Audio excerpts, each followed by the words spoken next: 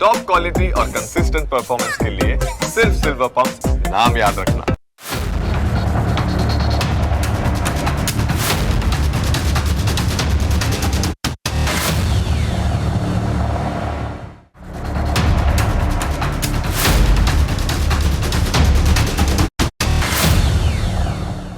અત્યાર સુધી આપણે જોયું છે કે માફિયાઓ સુટકેસમાં ભરીને નોટોની હેરાફેરી કરતા હતા, પણ હવે દુનિયા બદલાઈ ગઈ છે.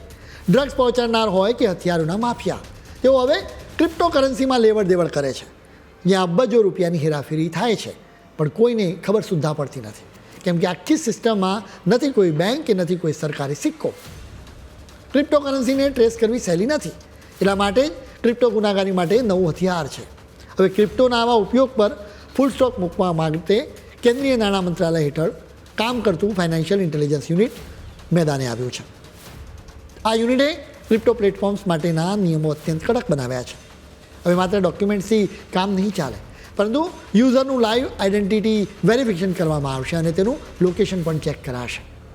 8મી જાન્યુઆરીએ બહાર પાડવામાં આવેલી નવી ગાઈડલાઇન મુજબ ક્રિપ્ટો એક્સચેન્જીસને હવે virtual digital asset service provider ગણાવવામાં આવ્યા છે. હવે માત્ર સાદા ડોક્યુમેન્ટ અપલોડ કરવાથી કામ નહીં ચાલે. ક્રિપ્ટો વ્યવહારોમાં રહેલી ગુપ્તતા અને તેની ઝડપનો ફાયદો ઉઠાવીને ગુનેગારો તેનો ઉપયોગ મની લોન્ડરિંગ કે ટેરર ફંડિંગ માટે ન કરે, તે માટે જ સરકારે ક્લાયન્ટ ડ્યુ ડિલિજન્સ માટેના નિયમો કડક કર્યા છે. નવા નિયમો હેઠળ યુઝર્સે હવે સોફ્ટવેરનો ઉપયોગ કરીને લાઈવ સેલ્ફી લેવી પડશે. એ સમયે યુઝરે પલકારા ઝબકાવવા પડશે કે માથું પણ હલાવવું પડશે, જેથી સિસ્ટમને ખાતરી થઈ શકે કે સામે જીવંત વ્યક્તિ જ છે. આ આકરી કવાયત પાછળનું મુખ્ય કારણ એ છે કે કોઈ પણ અપરાધી કોઈનો જૂનો ફોટો કે ડીપફેક એટલે કે એઆઈ દ્વારા બનાવેલા નકલી વિડીયો વાપરીને સિસ્ટમને છેતરી નહીં શકે. નવા નિયમો મુજબ સરકારને હવે એ પણ ખબર પડશે કે કઈ વ્યક્તિએ કયા સ્થળેથી પોતાનું ક્રિપ્ટો એકાઉન્ટ ખોલાવ્યું છે. હવે જ્યારે પણ કોઈ નવો યુઝર રજિસ્ટ્રેશન કરશે, ત્યારે ક્રિપ્ટો એક્સચેન્જીસને તે જગ્યાના ચોક્કસ અક્ષાંશ અને રેખાંશ, તારીખ, સમય અને આઈપી એડ્રેસ જેવી તમામ ટેકનિકલ વિગતો સરકારને આપવી પડશે. એટલે કે હવે એકાઉન્ટ ખોલનારનું લોકેશન ચોકસાઈથી ટ્રેસ પણ કરી શકાશે. નવા નિયમો મુજબ હવે બેંક એકાઉન્ટ્સની ખરાઈ કરવા માટે પેની ડ્રોપ પદ્ધતિ ફરજિયાત કરવામાં આવી છે.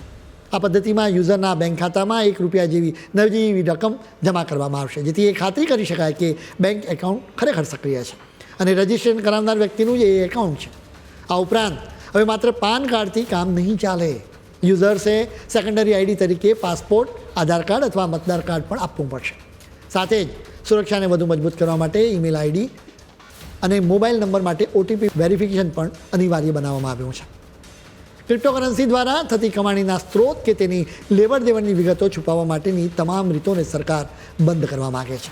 હવે ક્રિપ્ટોકરન્સીઝના એક્સચેન્જે શંકાસ્પદ ટ્રાન્ઝેક્શનની વિગતો નિયમિત રીતે આપવી પડશે. ઉપરાંત તેમના ગ્રાહકોનો રેકોર્ડ પણ રાખવો પડશે. ભારતમાં ક્રિપ્ટો એ કાયદેસર ચલણ નથી, પરંતુ ઇન્કમટેક્સ કાયદા હેઠળ એના પર વેરો લાદવામાં આવ્યો છે. કેન્દ્ર સરકાર હવે ગુનાખોરીના મૂળ પર પ્રહાર કરવા જઈ રહી છે. ક્રિમિનલ સુધી નાણાં પહોંચાડતી તમામ ફાઇનાન્શિયલ પાઇપલાઇન્સને કાયમી ધોરણે બ્લોક કરી દેવાનો સરકારનો સ્પષ્ટ ઇરાદો છે, જેથી ગુનેગારોના આ નેટવર્કને જડમૂળથી ઉખેડી શકાય. ભારત સરકારના નિયમોને કારણે માત્ર ક્રિપ્ટો માફિયાઓ જ નહીં, પણ ટેરર ફંડિંગ અને સ્મગલિંગ સાથે જોડાયેલા તત્વોને પણ મોટો ફટકો પડવાનો છે.